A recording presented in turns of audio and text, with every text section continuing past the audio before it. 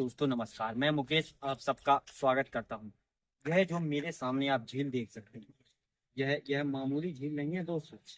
यह इस झील का निर्माण कीर्ति वर्मन राजा ने करवाया था 1063 ईस्वी से लेके 1097 ईस्वी तक। ये इस झील का निर्माण करवाया था, इस झील को नाम दिया है तीरथ सागर। इस झील का नाम है। और यह राजा कीर्ति वर्मन ने करवाया था, इसी के नाम पर कीर्ति सागर इसका नाम दिया है दोस्तों।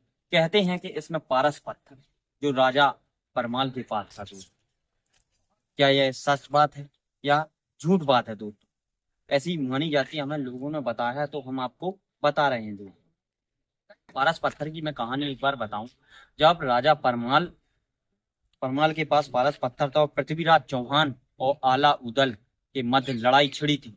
जब वो पारस पत्थर के लेने के लिए यहाँ पे महोबा में आए तो यहाँ पे एक टावर लगाया, वहां पे युद्ध भी चल रहा था। तो उनकी बैठक हुई थी दोस्तों, मेरे पीछे देख सकते हैं। पहले उनकी बातचीत हुई थी, युद्ध से पहले हमेशा बातचीत हुआ करती थी।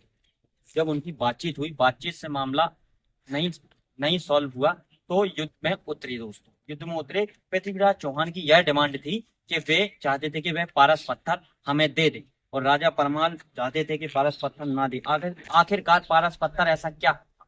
पारस पत्थर एक ऐसी मणि थी दोस्तों, जो अगर लोहे से अपन टच कर दें तो लोहा सोने में कन्वर्ट हो जाया करता था। आखिर देख सकते हैं आप, जिस राजा के पास ऐसा कोई मणि हो जो लोहे में टच करें और सोने में बदल जाए कोई भी चीज, तो वो राजा कितना धनी होगा, आप अंदाजा लगाइए। तो बुंदेलखंड क्षेत्र उस टाइम पे बहुत अमीर हुआ करता था। बुंदेलखंड क्षेत्र में महोबा एक रियासत थी, जहाँ पे राजा परमाल यहाँ के राजा हुआ करते थे। लड़ाई लड़ाई की तरफ अपन चलते हैं। जब लड़ाई की सॉल्व नहीं हुई और युद्ध चल रहा था, तो एक बार पृथ्वीराज चौहान की सेना महोबा के सेनापतियों पे भारी पड़ गई। और ऐसा लग रहा था जैसे महोबा के सेनापति, महोबा के जो योद्धा थे, वह युद्ध हार जाएंगे। लेकिन ऐसा नहीं हुआ। लेकिन राजा परमाल को किसी ने खबर दी कि अपन युद्ध हार गए हैं।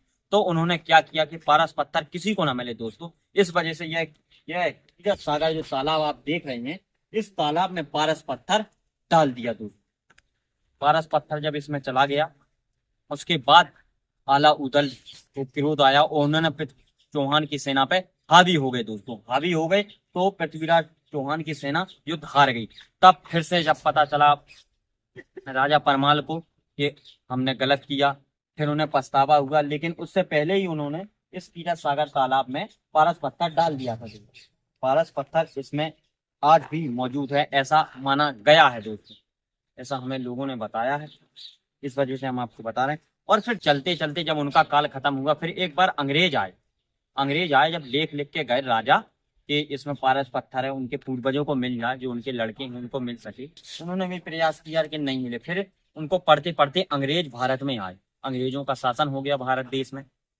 उनको जब तीरथ सागर तालाब की जानकारी मिली और उन्होंने जब ये लेख पढ़े कि हाँ, इस तीरथ सागर तालाब में ऐसी एक मणि है जो लोहे से टच कर दें तो सोने में लोहा बदल जाता है, तो उन्होंने क्या किया, इस तालाब में, तीरथ सागर तालाब में कम से कम 20 से 30 हाथी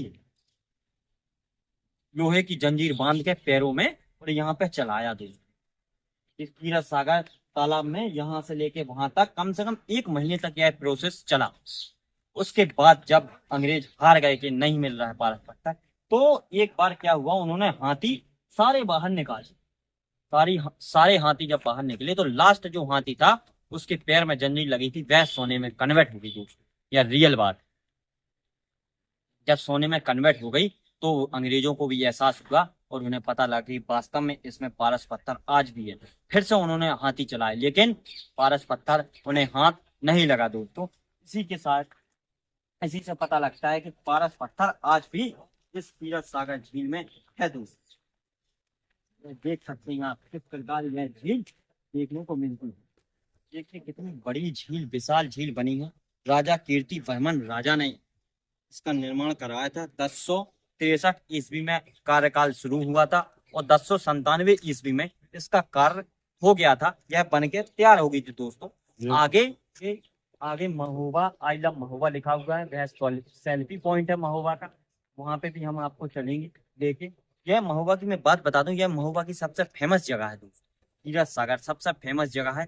इससे फेमस महोबा में कुछ नहीं है। सबसे फेमस जगह है यह तीरथ सागर दोस्तों, जहाँ पे पारस पत्थर आज भी हमें देखने को मिलता है। लोग बाग बताते हैं कि पारस पत्थर आज भी इसमें है। हम आपको सेल्फी पॉइंट की तरफ लेके चलते हैं और वहां पे भी आपको सेल्फी पॉइंट के बारे में बताएंगे दोस्तों।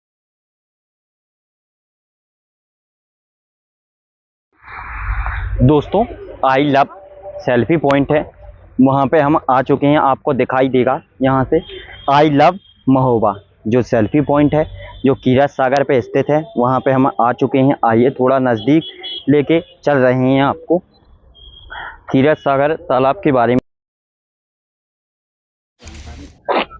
दोस्तों कीरत सागर के जहाँ सेल्फी पॉइंट है वहाँ पे हम आए हुए थे। आप बोट का भी आनंद ले सकते हो।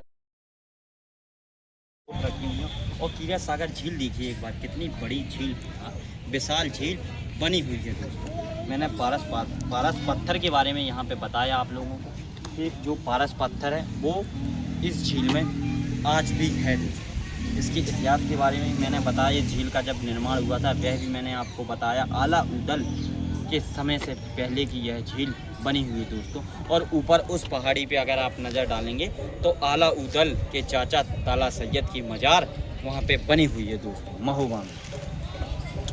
महोबा में राजा परमाल राज कर रहे थे। आला उदल उनके सेनापति थे।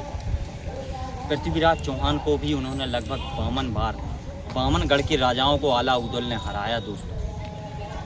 और राजा परमाल के पास पारस पत्थर, तो वही पारस पत्थर की आज मैं कहानी बता रहा हूँ कि महोबा के कीरत सागर तालाब में आज भी पारस पत्थर मौजूद है दोस्तों। ऐसे लिखित प्रमाण है, ऐसे कई व्यक्तियों ने हमें बताया है और लिखित भी प्रमाण है कि महोबा के कीरत सागर में आज भी पारस मणि रखी हुई। अब मैं थोड़ी आला उदल की कहानी बता दूं आपको। आला उदल की एक कहावत है, बड़े लड़ैया महोबे वाले जिनकी मार सही ना जाए, और एक को मारे दुई मर जावे, तीजा खौफ खाए मर जाए, मरे के नीचे जिंदा लगा ऊपर लोद दई लटकाए। आला उदल जब लड़ाई पर जाया करते थे, अगर वो एक सेना को मारते थे तो 2-4 सैनिक उनके नाम से डर के मर जाया करते थे दोस्तों। ऐसे वीर योद्धा के यहाँ पे रणभूमि में हम हैं महोबा, जहाँ का उनका जन्म स्थान था। महोबा में आज हम हैं स्थित। यह कीरत सागर तालाब आप देख सकते हैं।